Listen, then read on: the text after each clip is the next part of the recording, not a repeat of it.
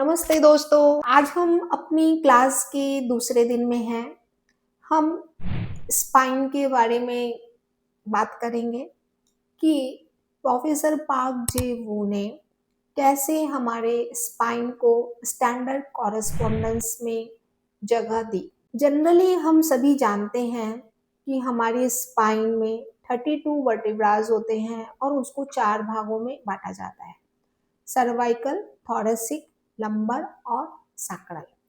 Cervical जो है उसमें 7 वर्टिब्रास होते हैं और उसको प्रोफेसर पार्क जे यू ने स्टैंडर्ड कॉरेस्पॉन्डेंस में बताया कि वो हमारे अंगूठे के इस पिछले पोर्शन में आएगी। ये 7 वर्टिब्रास अगर हम अपने अंगूठे को देखें तो इसका जो ये फर्स्ट जॉइंट है और इसका ये जो सेकंड जॉइंट है, इसके बीच में हमारी सर्वाइकल की 7 वर्टिब्रास पड़ती हैं। हम अगर इस स्पेस को 7 बराबर भागों में बांट लें तो हमें प्रॉपरली हर एक वर्टिब्रा की लोकेशन पता चल जाती है। C1 टू C7, ऊपर आएगी C1 और नीचे आएगी C7। हम यहाँ पे इसको ऐसे हल्के हल्के दबा के पता कर सकते हैं कि हमारी कौन सी सर्वाइकल की कौन सी वर्टिब्रा में पेन है और हम उसके हिसाब से उसको ट्रीटमेंट देके ठीक भी कर सकते हैं।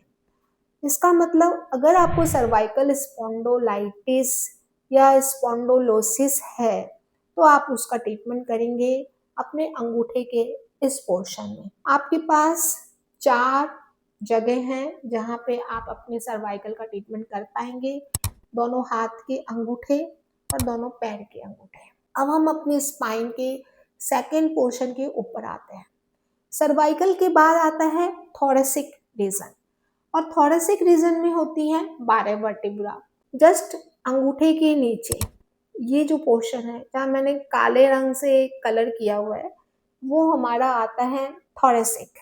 इसको भी अगर हम 12 भागों में बराबर भागों में बांट दें तो हमें हर एक थोरेसिक के ऊपर स्टिमुलेट करके पता चल जाएगा कि हमारी कौन सी थोरेसिक वर्टिब्रा में प्रॉब्लम है और हम उसे प्रॉपरली स्टिमुलेशन के द्वारा या सीट थेरेपी के द्वारा हम ठीक कर सकते हैं।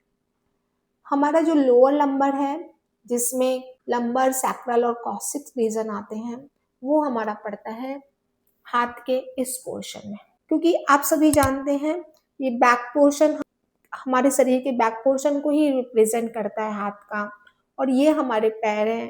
तो अगर हम अपने दोनों पैरों के बीच में इस पोर्शन को देखें तो यहाँ पे उन्होंने स्पाइन को प्लॉट किया और ये बहुत ही इफेक्टिव ट्रीटमेंट यहाँ पर होता है। अगर आप बैक से रिलेटेड कोई भी पेन है, चाहे वो L4 L5 का हो, चाहे आपको कॉक्सिक रीजन का हो, चाहे सैक्रल रीजन का हो, आप इस पे आराम से ट्रीटमेंट दे सकते हैं। अब हम बात करेंगे कि यहाँ पे ट्रीटमेंट हम दे कैसे, क्योंकि ये रीजन थोड़ा छोटा है तो यहाँ हम मेथी पट्टी से ट्रीटमेंट देंगे, यहाँ भी हम मेथी पट्टी से ही देंगे, लेकिन यहाँ पे हम मटर दाने से अगर ट्रीटमेंट देते हैं तो वो बहुत ही प्रॉपर होता है।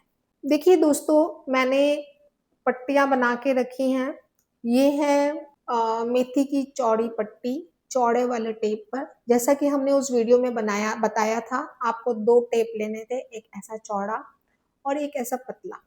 अगर आपने वो वीडियो नहीं देखा है तो प्लीज उसको देख लीजिएगा फॉर क्लैरिटी।